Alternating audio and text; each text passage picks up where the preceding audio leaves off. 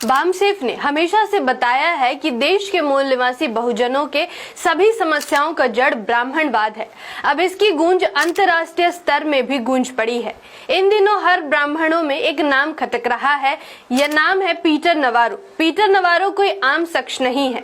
इनको अमेरिकी राष्ट्रपति ट्रंप का सबसे करीबी सलाहकार माना जाता है। पीटर नवारो ने फॉक्स न्यूज के साथ दिए एक इंटरव्यू में भारतीय ब्राह्मणों पर रूसी तेल खरीदकर मुनाफाखोरी का आरोप लगाया है। उन्होंने कहा कि भारत के ब्राह्मण रूसी तेल से मुनाफा कमा रहे हैं, जिसकी कीमत पूरा भारत चुका रहा है। मैं आकृति और आप देख रहे हैं MNT न्यूज नेटवर्क। वामसेफ ने ब्राह्मणवाद के खिलाफ जो बिगुल बजाई थी, उसकी गूंज अब विदेशों में भी सुनाई देने लगी है। अब दुनिया को पता चल गया है कि भारत के मूल निवासियों की सभी समस्याओं का मूल जड़ ब्राह्मणवाद ही है। बीते दिनों अपने एक इंटरव्यू में अमेरिकी राष्ट्रपति ट्रंप के ट्रेड सलाहकार पीटर नवारो ने भारतीय ब्राह्मणों पर रूसी तेल खरीदकर मुनाफाखोरी का आरोप लगाया है।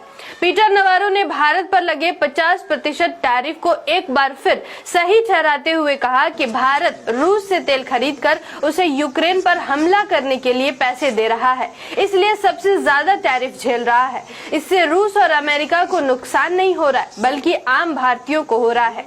ये बात उन्हें समझनी चाहिए।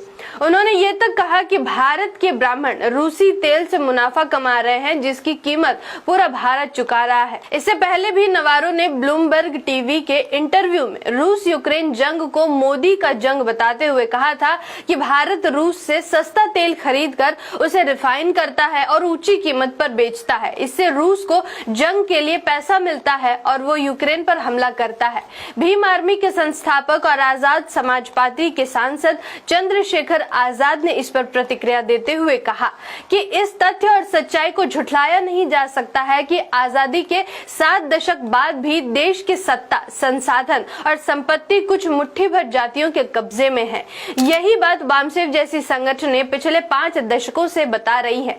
इसी ब्राह्मणवाद की वजह से भारत में वर्ण व्यवस्था, जाति व्यवस्था, क्रमिक असमानता, अस्पृश्यता, महिला दासता, मूल निवासियों का शोषण, गैर बराबरी, छुआछूत का निर्माण हुआ है। इन्हीं व्यवस्थाओं के कारण भारत के मूल निवासियों को शूद्र और अति शूद्र घोषित किया और रोटी, कपड़ा, मकान, शिक्षा, स्वास्थ्य, सुरक्षा से अधिकार विहीन बनाकर गुलाम बना दिया और उनके अपने ही देश में जानवरों से भी बदतर जीवन जीने को मजबूर कर दिया।